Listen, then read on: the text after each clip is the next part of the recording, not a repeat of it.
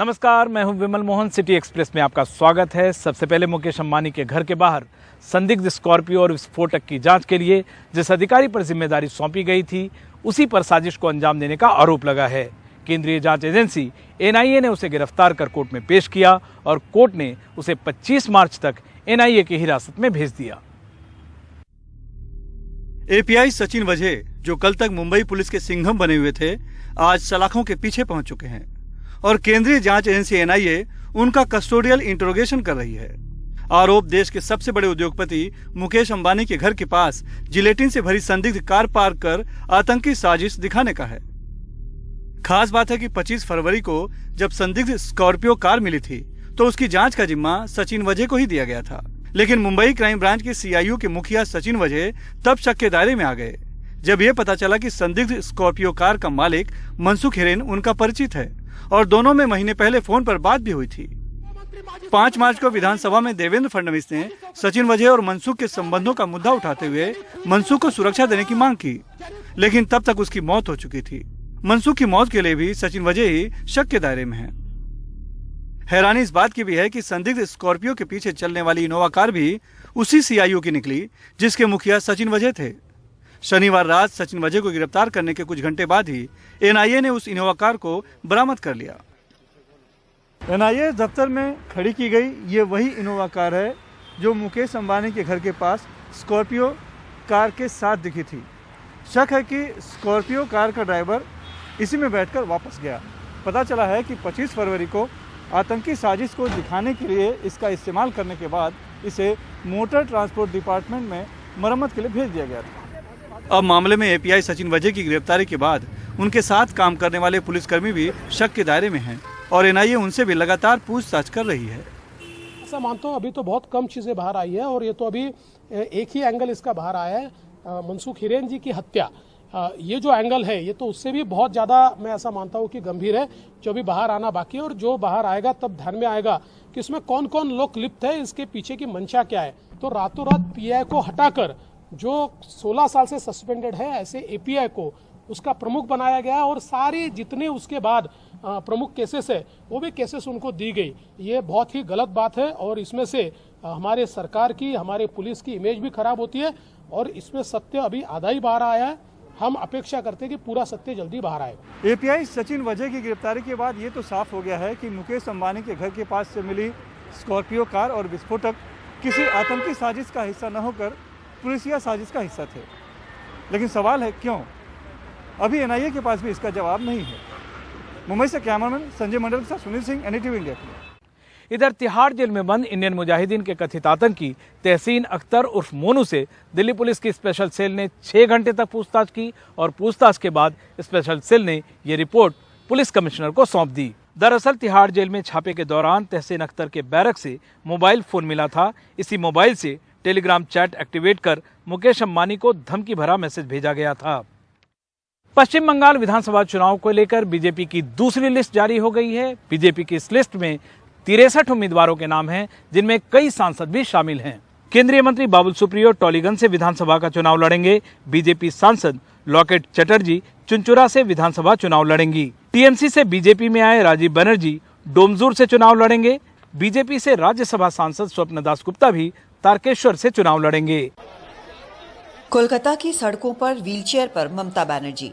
इन सड़कों पर कई बार उन्होंने पदयात्रा की थी, अब तीसरी बार मुख्यमंत्री के लिए पूरा जोर लगा रही हैं। उनका कहना है कि वो लोकतंत्र को बचाने की लड़ाई लड़ रही हैं।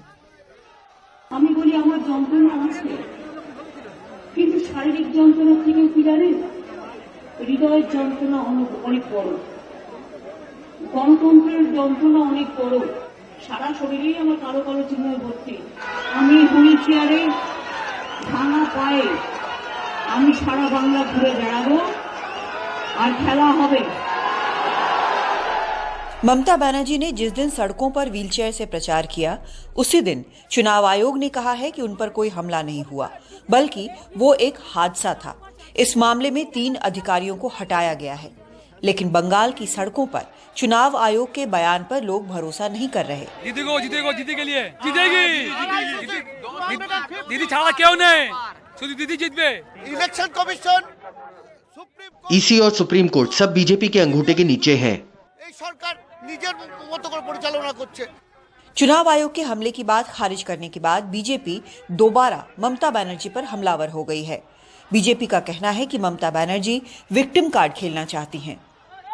ये विक्टिम कार्ड तो हम लोग देखे हैं कि अगर उसको पूरा अभी जो लक्ष्य है वो लक्ष्य से वो पूरा बाहर हो गया है, वो डर गया है कि 21 में तृणमूल सरकार नहीं आएगा, इसलिए ये विक्टिम कार्ड चल रहा है। ममता को लोगों की नब्ज की समझ वाले नेता के तौर पर जाना जाता है। 5 किलोमीटर व्हीलचेयर पर सफर उन्होंने यूं ही नहीं किया है। लेकिन बड़ा सवाल यही है कि क्या बीजेपी बंगाल की जंग में ममता को मात दे सकती है।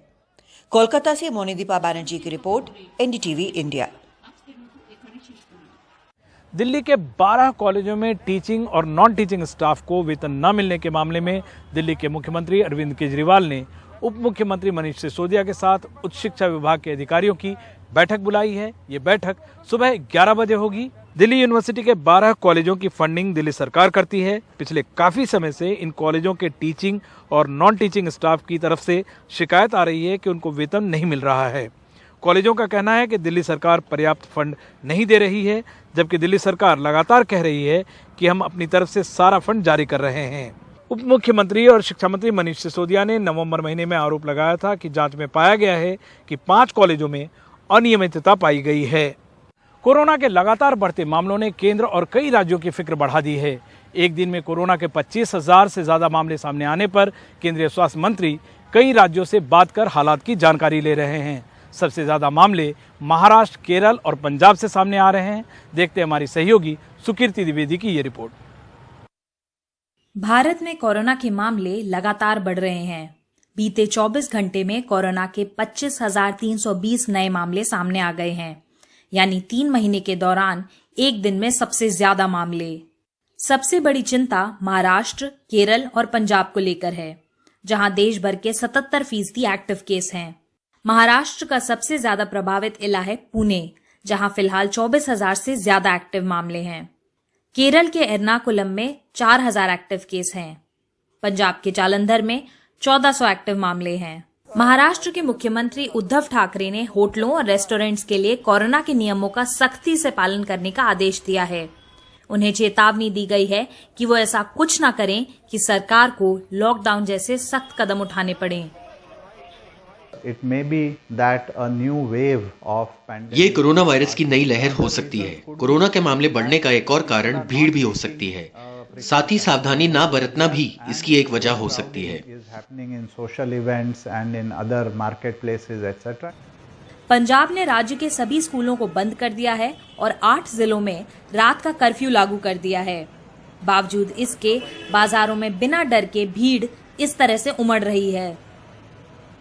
मध्य प्रदेश भी उन 8 राज्यों में शामिल है जहां रोजाना कोरोना के मामले बढ़ रहे हैं। केंद्रीय स्वास्थ्य मंत्री हर्षवर्धन ने राज्य के मुख्यमंत्री शिवराज सिंह चौहान से आज मुलाकात की और कोरोना के हालात और राज्य में कोरोना को लेकर स्वास्थ्य सेवाओं को लेकर चर्चा की। ये बढ़ते हुए केस हमारी चिंता का विषय है।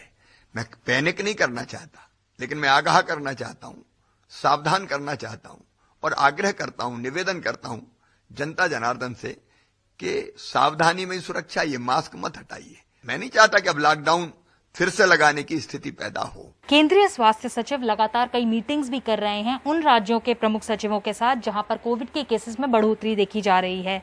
साथ ही केंद्र की तरफ से कई टीमें भी भेजी गई हैं ताकि राज्यों की मदद की जा सके स्थिति को काबू में लाने के लिए।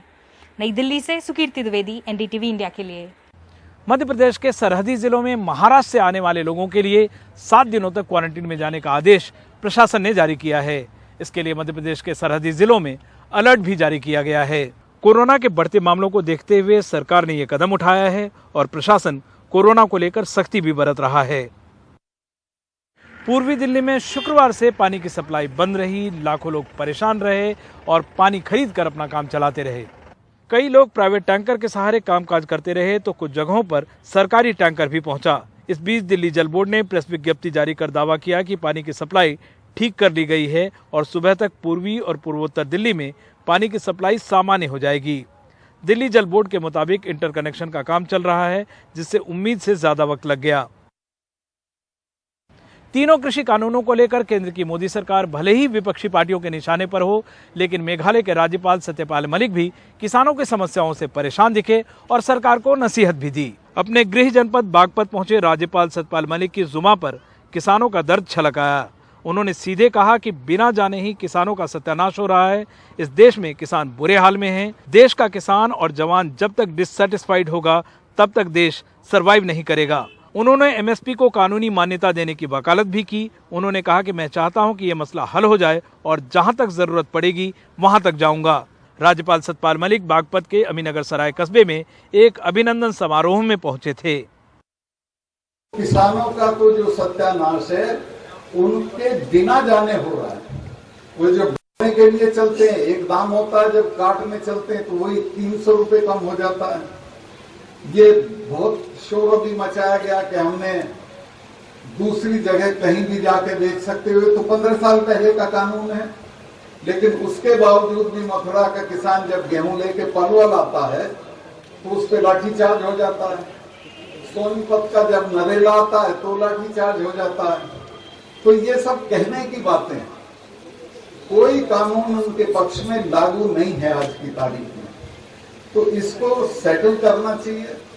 और अगर जिस देश का किसान और जवान ये डिससेटिस्फाइड होगा वो देश सर्वाइव कर ही नहीं सकता। कोर्ट से स्टे मिलने के बाद आज बीजेपी के सांसद कौशल किशोर के बेटे ने मणियाओं कोतवाली पहुंचकर अपना बयान दर्ज करवाया। 2 मार्च को आयुष किशोर ने खुद पर अपने साले से गोली चलवाई थी, जिसके बाद पुलिस ने गोली चलाने वाले युवक आदर्श सिंह को गिरफ्तार कर जेल भेज दिया था। मणियाव थाना क्षेत्र में बीते दिनों हुई थी 6ठा मील तिराहे पर खुद पर गोली चलाने की ये वारदात। तो सिटी एक्सप्रेस में फिलहाल बस इतना ही। मुझे और मेरे वीडियो जर्नलिस्ट मोहम्मद मुरसलीन समेत पूरी टीम को दीजिए इजाजत। एनडीटीवी इंडिया पर खबरों का सिलसिला जारी है।